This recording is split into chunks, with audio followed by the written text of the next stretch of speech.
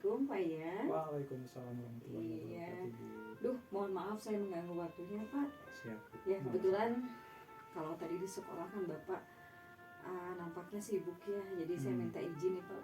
Bapak mudah-mudahan berkenan saya hadir ke sini ke rumah Bapak untuk bertanya sesuatu, dan mungkin ini di sesi wawancara salah satu tugas saya sebagai guru penggerak. Oh iya. Kira-kira Bapak bisa meluangkan waktu buat saya Pak? Boleh Bu, mangga silakan. Izin ya Pak ya, karena ada beberapa pertanyaan yang harus saya berikan. Mungkin saya pakai contekan ya Pak ya. Boleh. Nggak apa-apa Pak ya. Baik Bapak, mungkin untuk efektif waktu kita langsung saja. Yang pertama saya ucapkan terima kasih atas kesediaan Bapak. Saya ingin sedikit berbincang-bincang dengan Bapak berkenaan dengan tupoksi Bapak sebagai kepala sekolah di SMP Bina Utama. Ya, saya tahu Bapak kurang lebih sudah 1 tahun ya Pak ya, 1 tahun menjabat sebagai kepala sekolah di SMP Bina Utama. Di kurun waktu tersebut saya ingin tahu Pak, apakah Bapak mengalami hal-hal atau apa ya, kasus-kasus barangkali ini, kalau memang ekstrimnya bahasanya kasus ya, tapi saya pikir Bapak mungkin bisa ceritakan kepada saya apakah Bapak selama ini menemukan kasus-kasus yang berhubungan dengan siapapun itu yang ada di sekolah, dan memang nanti Bapak akan jelaskan pula bagaimana Bapak cara cara menanggulanginya. Tapi apakah ada dulu Pak kasus-kasus yang Bapak hadapi di sekolah? Silakan. Kasus pasti ada Bu Risa, pasti ada saja kejadian, ada saja apa ya bahasanya, pilihan-pilihan yang harus diambil itu kan, itu pasti selalu ada. Hanya mungkin mungkin kita sama-sama tahu lah seperti apa kita menyikapi sih sebetulnya. Baik Bapak, biar lebih spesifik mungkin boleh deh Bapak ceritakan 1 atau 2 kasus yang menurut Bapak sangat menantang Bapak untuk menyelesaikan itu Pak. Saya pikir dari banyak hal, banyak masalah, banyak kasus, pasti ada yang momen yang nggak terlupakan tuh Pak. Kira-kira apa yang Bapak pernah hadapi? Ya sepertinya kalau harapan Bu Risa adalah saya bercerita kasus, itu tidak mungkin, karena itu adalah istilahnya dapurnya lembaga ya. Tapi mungkin saya ingin bercerita tentang bagaimana cara menanganinya gitu baik. Jadi sempat ada kasus di mana itu kasusnya itu tersebut memerlukan apa ya, kita harus berperan ganda sebagai pribadi atau juga sebagai pimpinan ya. Nah, dan itu yang sering terjadi sepertinya. Jadi ada semacam tadi saya bilang pilihan-pilihan yang bisa diambil dalam mengambil keputusan. Betul. Dan itu ada yang berdasarkan dari tugas kita atau peran kita sebagai kepala sekolah, ada juga yang berdasarkan peran kita pribadi sebagai individu. Jadi contoh kasusnya mungkin di setiap sekolah juga sama. Itu berkaitan dengan tugas pokoknya guru di sekolah seperti itu. Dan hal pertama yang saya lakukan ketika menghadapi kasus seperti itu pastinya kita ada analisis lingkungan dulu.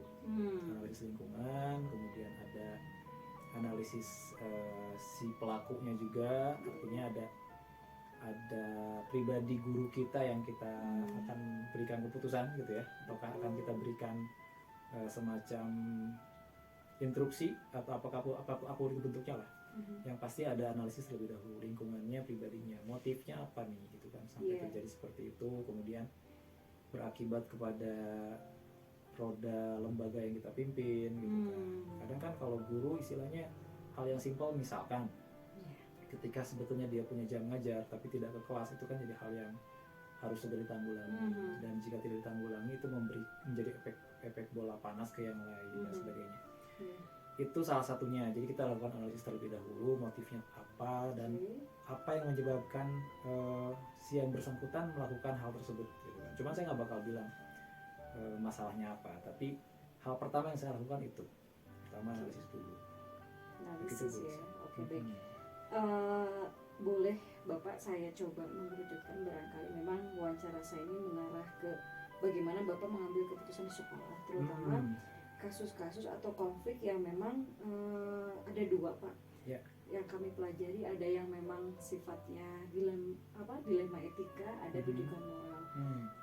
Lebih sederhananya mungkin begini, kalau dilema etika itu misalkan Bapak dihadapkan guru yang sebetulnya di antara dua pilihan, melakukan A benar, B juga benar, sehingga jadi konflik dan jadilah sebuah kasus. Kalau bidikan moral kan lebih pada benar dan salah. Nah, Bapak pernah tidak mengalami hal demikian, di mana katakanlah ada kebingungan Pak, biasanya ketika yang dihadapkan kepada kita sesuatu yang ya ini benar antara dua pilihan. Kira-kira langkah atau prosedur apa yang Bapak ambil kalau demikian Pak, khusus untuk guru-guru yang Bapak bina di sekolah?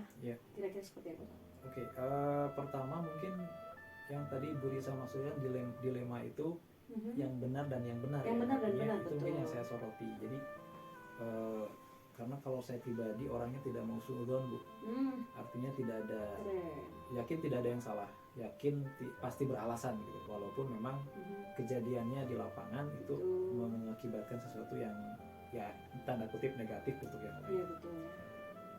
Pernah sih Bu, ada yang dilema seperti itu, di mana gurunya itu mungkin merasa mengambil dua keputusan yang sama-sama benar, mengambil salah satu keputusan yang sama-sama benar gitu kan, dan hanya mungkin konteksnya agak kurang tepat pada saat itu. Apa yang saya lakukan pada saat itu ketika hal itu terjadi, ya pastinya akan ada konseling Bu. Pertama konseling dulu, artinya konseling di sini saya menjadwalkan untuk berbicara langsung dengan guru tersebut.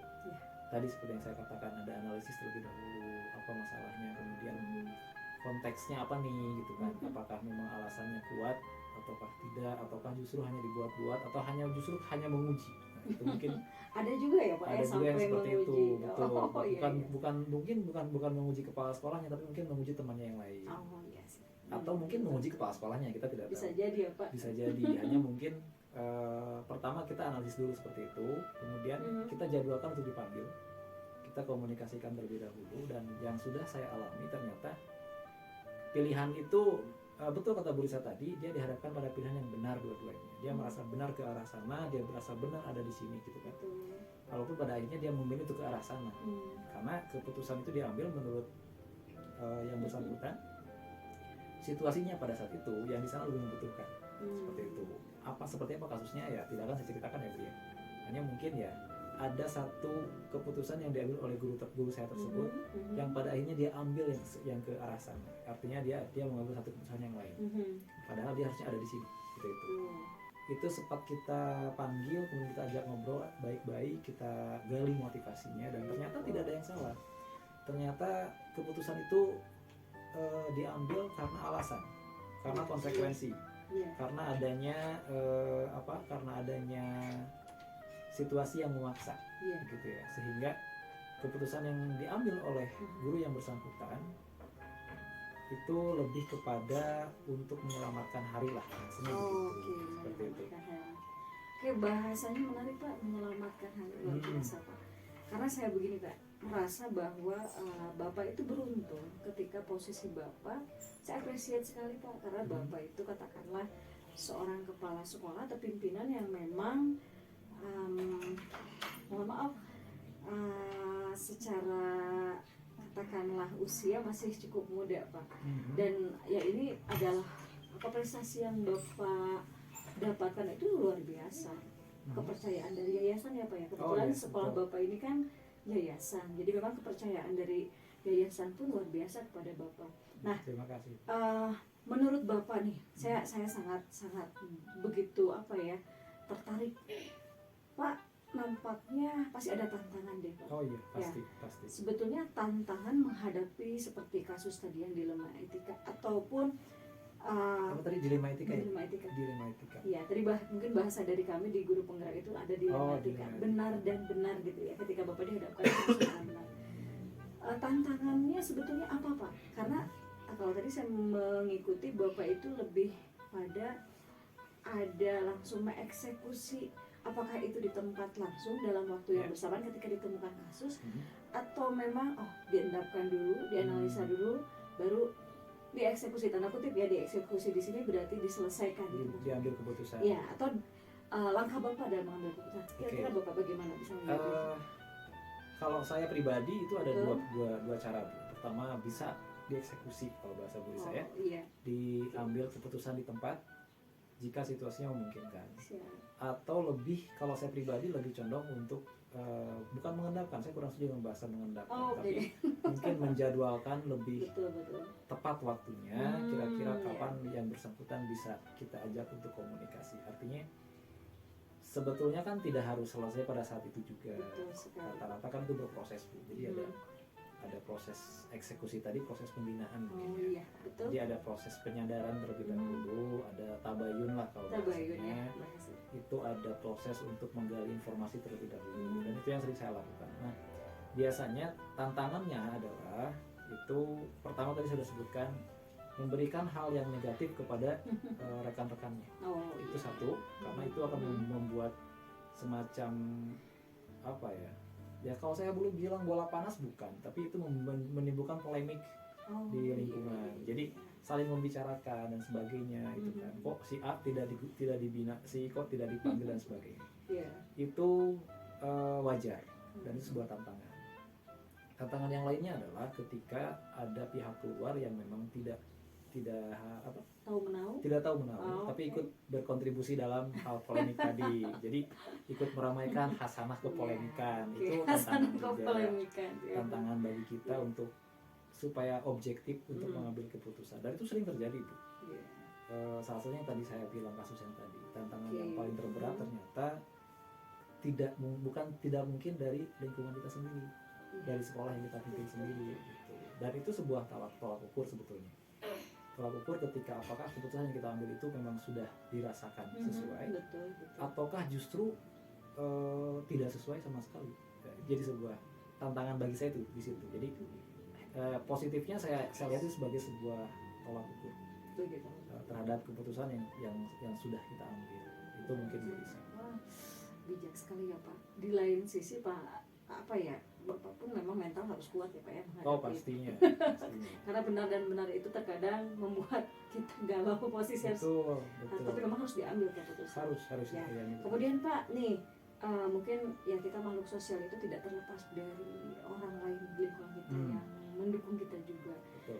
Apakah kira-kira ada seseorang atau mungkin faktor apa saja yang bisa mendukung, mempermudah Bapak dalam mengambil keputusan di kasus-kasus yang tadi kira-kira? Iya, selalu ada, Bu. Selalu ada pihak yang memang kita perlukan. Kalau saya pribadi, terus terang di sekolah yang saya pimpin ini dulu disebutnya PKS, pembantu kepala sekolah. Sekarang saya sudah rubah, Bu. Saya sebut beliau itu sebagai staf pimpinan.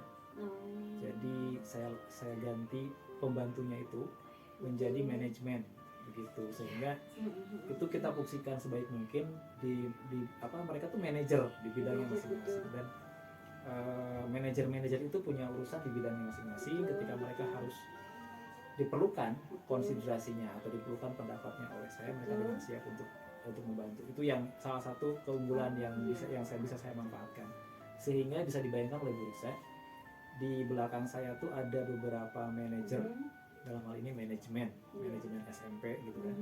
Itu yang siap kapanpun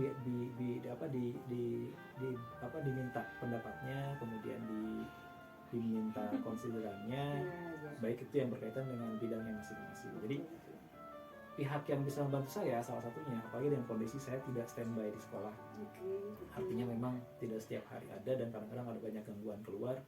Itu saya lebih mengandalkan beliau-beliau ini yang di staf pimpinan tadi saya bilang, sehingga konsideran mereka itu kita kadang-kadang jadikan sebuah tolak ukur gitu. Dan hampir 80% keputusan saya ambil itu berdasarkan rembukan, berdasarkan hasil tadi yang analisis, kemudian mengumpulkan informasi dari beliau-beliau itu. Jadi memang keputusan yang muncul pun bukan keputusan pribadi dari saya pribadi, tapi sebuah keputusan, istilahnya keputusan lembaga. Ada roda organisasi yang harus kita jalankan supaya tadi Bu meminimalisir riak-riak yang berkembang di internal gitu kan. Sehingga kadang saya tidak tahu seperti apa di kondisi di guru-guru misalnya. Iya. Mungkin di manajemen atau di staf pimpinan bidang kurikulum misalnya, Iya, nggak tahu. betul. Mungkin begitu Bu Lisa. Jadi ada Oke. pihak gitu. Saya pikir ini bagian dari stakeholder terdekat yang mendukung Bapak ya. Untuk pengambilan keputusan pun tidak dengan secara emosional, tapi Betul. dengan pertimbangan beberapa orang. Dan luar biasa Bapak sudah melakukan itu Pak. Artinya tugas Bapak, saya jadi belajar sedikit Pak. Ada emaslim, seorang kepala sekolah itu fungsinya emaslim sebagai evaluator, kemudian manajer dan seterusnya. Bapak lebih paham di situ, nampaknya sudah Bapak maksimalkan Bapak. Nah mungkin pertanyaan terakhir Pak, sebetulnya saya masih sangat tertarik dengan perbincangan dengan Bapak, dengan Bapak. Kira-kira Bapak dari semua hal yang sudah Bapak sampaikan tadi, apa sih pembelajaran yang Bapak bisa petik dalam hal pengambilan keputusan? Kalau bahasa kami, pengambilan keputusan dilema etika. Menurut Bapak apa yang paling Bapak rasakan pembelajaran? Banyak sekali Bu Lisa. Jadi pembelajaran yang paling apa ya? Kalau bahasa saya mungkin paling bermakna ya. Itu mengajarkan kita kepada empati. Oke. Seorang pimpinan itu harus lebih banyak berempati, harus lebih banyak menakar kondisi orang lain dibanding diri sendiri gitu kan, supaya memang bisa mengambil keputusan secara lebih objektif. Dan itu yang dibutuhkan, itu yang saya pelajari itu. Jadi secara tidak langsung melatih diri saya pribadi yang memang jarang sekali dulu untuk berempati, sekarang lebih sepertinya sebanyak empati. Karena ketika ada satu masalah, ada kasus, kita selalu bertanya, kalau dibeginikan gimana ya orang itu, seperti itu. Jadi apa yang akan dilakukan orang lain ketika harus melaksanakan keputusan yang kita ambil, itu yang harus dilatih misalkan. Dan itu tidak bisa ada bukunya istilahnya, harus banyak betul-betul belajar dari pengalaman, belajar dari yang sudah terjadi, merefleksikan kepada diri kita gitu kan, tentang apa yang sudah diambil sebagai keputusan, apa yang sudah diambil, bagaimana manfaatnya, bagaimana akibatnya dan sebagainya. Dan yang paling penting bagaimana keputusan tersebut itu bermakna bagi si yang menerima keputusan tersebut. Saya pikir tidak ada keputusan yang merugikan. Yang ada adalah harusnya pembelajaran untuk semua orang gitu kan, termasuk orang yang diberikan keputusan oleh pimpinan, oleh kepala sekolah atau siapapun itu. Itu mungkin Bu satu kata sih kalau dari saya, itu empati. Merasakan bagaimana menjadi orang yang diberikan keputusan oleh orang lain, seperti itu. Dan sebagai kepala sekolah, sebagai seorang pemimpin di sebuah sekolah, hal itulah yang harus kita latih. Hal itu yang paling berat, karena memang terkadang mungkin bagi kita sebagai kepala sekolah keputusan itu tidak begitu memberatkan, tidak begitu berat bagi kita. Tapi mungkin bagi orang lain itu hal sepele yang sangat berat gitu. Jadi itu yang saya coba dalami gitu kan. Mudah-mudahan ya ikhtiar saya pribadi untuk menjadi seorang pengambil keputusan yang ya disebut bijak sih tidak mungkin Bu, tapi mungkin bisa bermanfaat untuk orang lain. Itu mungkin Bapak dalam hal ini memposisikan diri Bapak menjadi orang yang sama-sama merasakan juga ya Pak. Betul. Karena paling susah Pak empati itu kan, empati itu tahapan setelah simpati ya. Iya, betul. Ada simpati, ada empati. Boleh dong Pak, selain empati nih, saya jadi sedikit menambah lagi. Selain empati yang itu kata kunci di Bapak ya. Ada nggak Bapak coba, karena Bapak berusaha empati, apakah rekan-rekan yang lain, kita kan tidak anggap bawahan dan atasannya Bapak bagus. Dari tadi saya menyimpulkan saya itu bukan atasan.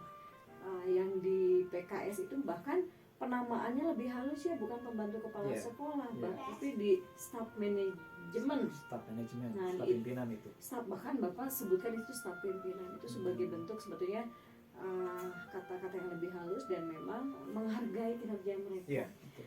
Apakah Bapak sudah coba? Karena kita tidak bisa berdiri barangkali Pak, karena tanpa dukungan mereka. Dan kunci di Bapak kan empati. Bagaimana Pak? Ini satu saja saya pengen tahu, apakah Bapak sudah coba? Kalau secara persentase sudah berapa persen Bapak coba untuk dan apakah ada guru yang memang, nah salah satunya dari staf pimpinan itu yang sudah mengikuti pola Bapak yang menurut saya itu luar biasa Pak. Tidak Sudah Bu, semua. sudah. Setahun lebih saya terjun di situ, kemudian berusaha untuk memberikan visi terlebih dahulu, kemudian berusaha merubah hal-hal sepele seperti hal penamaan, kemudian penyebutan. Itu kan predikat ya. Betul. Kalau dulu disebutnya PKS, mereka bangga dengan itu, pembantu kepala sekolah. Sekarang saya posisikan walaupun dengan hanya perubahan istilah saja, bahwa Bapak Ibu itu bukan pembantu. Bapak Yes. itu adalah seorang manajer. Makanya Iya. saya ingin Bapak Ibu adalah ada di manajemen SMP A, B, C dan sebagainya. Itu salah satu upaya untuk mendongkrak juga. Dan alhamdulillah Bu, ketika banyak orang yang bilang harus ada pimpinannya, harus ada pupuhuna gitunya. Enggak juga Bu, mereka bisa berjalan dengan sesuai koridornya masing-masing. Mereka bisa lepas, bahkan ada yang sudah mulai mengadopsi, mulai melaksanakan di bidangnya sendiri dengan pola yang coba saya terapkan. Berangkat dari visi yang 4 huruf, kalau di kami itu ada 4 huruf namanya GROW Bu. Oh, Itu GROW. GROW itu Akronim barangkali ya. akronim, Akronim betul. dari apa Pak? Boleh jelaskan ke saya? GROW itu pertama dia ada 4 huruf Bu, ada 4 huruf, ada G untuk golf, ada R untuk Romeo, O Oscar, W Whiskey gitu kan. Iya. GROW itu singkatan dari pertama itu harus ada good relationship, hubungan yang baik. Good Kemudian relationship. ada R-nya itu adalah respect each other, Oh, harus saling menghormati empati satu sama itu lain. tadi ya. Betul, empati. Penjabatan ya Pak. Kemudian yang O-nya itu ada over the boundaries atau over the limit. Jadi Oke. kalau kerja itu harus melewati batas gitu, kasarnya batasnya tuh maksimal segini ya, harus lewat dari situ gitu kan, biar Oke. kalaupun kurang bisa turun jadi maksimal gitu. Oke. Yang keempat ini tujuannya winning team. Jadi kita tuh tim. Kalau sudah good relationship, sudah bisa respect each other, sudah bisa bekerja over the limit, melewati batasan yang ada, itu akan jadi tim yang menang gitu loh Bu. Jadi win team. Nah, ini yang mereka coba terapkan juga di bidangnya masing-masing. Ya mudah-mudahan memang mungkin bukan hal yang wow gitu ya Bu ya, tapi at least minimal mereka punya plan bahwa saya tuh harus bekerja tuh harus memunculkan hal yang luar biasa, Betul. karena saya ingin jadi pemenang. Pemenangnya dalam artian ini mereka punya tugas, mereka punya targetan. Kalau targetnya capai, ya itu saya bisa menang gitu. Dan mereka tidak bisa bekerja itu tanpa tim. Nah, itu yang terjadi saat ini Bu, di keluarga, mungkin keluarga kecil saya juga ya, saya bilang keluarga baru yang Keluarga saya kedua sekarang. ya. Keluarga kedua. Setelah itu kan rumah kedua kita ya. Betul. Itu mereka bekerja di bidang masing-masing. Tidak harus saya awasi setiap waktu. Tapi dengan saya titipkan 4 kata tadi saja, bekerja di bawah frame itu, mereka sudah bisa melaksanakan apa yang sudah seharusnya. Dan alhamdulillah sampai hari ini keluhan-keluhan yang dulu di awal-awal ada sudah mulai hilang. Yang ada masalah malah inovasi. Sekarang tuh saya sudah mulai ke arah sana Bu. Jadi inovasi-inovasi yang dulu tidak ada sama sekali sekarang sudah mulai berkembang satu-satu. Bahkan doakan saja sama Bu Risa nih, nanti di bulan Mei atau Juni ini kami bukan sekolah merdeka, kami bukan sekolah yang menggunakan kurikulum merdeka. Jadi apa tuh? Kami masih K13, tetapi kami coba mengadop premnya kurikulum merdeka. Artinya di bulan Mei Juni nanti kita ada panen karya namanya. Kita ada perayaan pencapaian siswa kita tentang profil pelajar Pancasila ya, tapi bentuknya mungkin lebih apa ya? Mungkin secara penamaan sama, tapi secara pengejuantahan di lapangan itu hanya sebatas ingin memperlihatkan hasil kreativitas siswa. Which is merupakan hasil inovasi dari guru-gurunya gitu. Hasil inovasi dari Iya, Ibu datang deh nanti bulannya. boleh. Rencananya guru-guru SD juga kita akan undang. Kepala sekolahnya juga kita akan undang. Supaya bisa melihat, karena kan di siswa kami juga kan itu adalah siswa-siswa SD dulu. Iya. Sehingga mereka tahu perkembangannya seperti apa. Dan mereka akan melihat si A sekarang bisa apa gitu. Ibaratnya kalau yang main angklung seharian Bu. Yang punya kerajinan tangan membuat itu seharian gitu. Jadi memamerkan apa yang bisa mereka pamerkan. Sampai kalaupun toh memang bisa beli deh di situ. Jadi kami coba manfaatkan semua mata pelajaran gabung jadi satu. Yang sudah lapor ke saya baru 3 mata pelajaran. Betul. Ada matematika, prakarya dengan IPA mungkin sains itu ya kayaknya. dia akan kolaborasi Bu. Jadi siswanya sama. 3 guru ini kolaborasi membuat market day. Prakarya punya produk, itu mereka akan jual gitu kan. Saya izinkan, saya sok silakan gabung sama guru seni. Saya bilang Betul. guru seni sudah mulai menyusun Betul. materi-materi apa yang akan disampaikan nanti ketika Betul. bulan Mei atau bulan Juni, Iya. sehingga nanti di akhir semester itu mereka akan semacam panen karya, saya bilang. Betul. Jadi banyak karya-karya anak. Walaupun kami bukan kurikulum merdeka, siswa kami tidak mengenal istilah di kurikulum merdeka, tapi kami coba sampaikan rangkaian kerangka itu supaya mereka terbiasa. Harapannya nanti di tahun depan itu kita coba menerapkan implementasi kurikulum merdeka, sehingga tidak akan kaget. Wow, keren Tuh, Bapak. doakan ya Bu ya. Keren. Jadi Mudah-mudahan sih, dilancarkan. betul. Amin. Saya melihat ini ada sebuah pengambilan keputusan juga. Betul. Karena saya yakin pasti ada pro dan kontra di Betul. guru yang Bapak bina nampaknya, tapi Bapak kan melihat di sisi, walaupun saya bukan atau kami bukan IKM belum Betul. memaksimalkan atau belum menggunakan IKM, tapi inilah bentuk dari project juga sebetulnya. Betul. Dan memang luar biasa Bapak. Dan ini sudah fix ya Pak ya, maksudnya sudah didealkan. Insya Allah sudah disepakati Dan oleh semua guru-guru guru. pun, oke, keren. Sudah, saya pengantarnya begini, Mhm. kita bukan sekolah yang menerapkan kurikulum merdeka, tapi tidak ada salahnya kita mencoba kerangka itu. Terangkan. Oke. Jadi ini juga satu cara kita untuk mendeliver kepada guru-guru kita bahwa kurikulum mereka tuh begini loh. Iya. Susunan timeline kegiatannya Oke. sampai dengan si titik di akhir di mana itu jadi apa, jadi Betul. seperti betul. apa jadinya, itu mereka juga harus tahu. Wah, keren Bapak. Barangkali sedikit Terima kasih. melebar ya Pak ya, tapi Ya. ini ada masukan buat saya pribadi juga nanti. Kalau jadi seorang pemimpin barangkali bisa memaksimalkan itu. Jadi kita tidak terhanyut dengan masalah-masalah, tapi kita berusaha untuk maju, Betul. keluar dari masalah, bahkan Betul sekali. berinovasi. Dan saya tertarik dengan grow-nya itu, dan di akhir itu ada winning, walaupun tujuan di sini bukan artinya akan mendapatkan bonus, akan Bukan. mendapatkan reward, tapi winning di sini adalah sebuah kepuasan tersendiri. Winning di sini menyelesaikan pekerjaan sih sebetulnya. Oke. Simple sebetulnya. Itu ya filosofisnya kuat, simbolik, tapi saya yakinkan Bapak, karena Bapak adalah pimpinan yang berjiwa muda, terbuka dengan kemajuan peradaban, saya yakinkan insya Allah akan sukses Bapak. Amin. Ya, Amin. Itu saja Bapak, terima kasih sudah Baik, berkenan diwawancarai oleh saya. Ini adalah momen Sama-sama. terpenting buat saya juga. Mudah-mudahan Bapak tidak bosan, tidak kapok kalau misalkan Tidak, insya Allah. satu waktu saya minta Bapak berbagi lagi. Boleh. Terima kasih sekali lagi. Sama-sama. Saya undur pamit Bapak. Mangga. Assalamualaikum Izin. warahmatullahi wabarakatuh.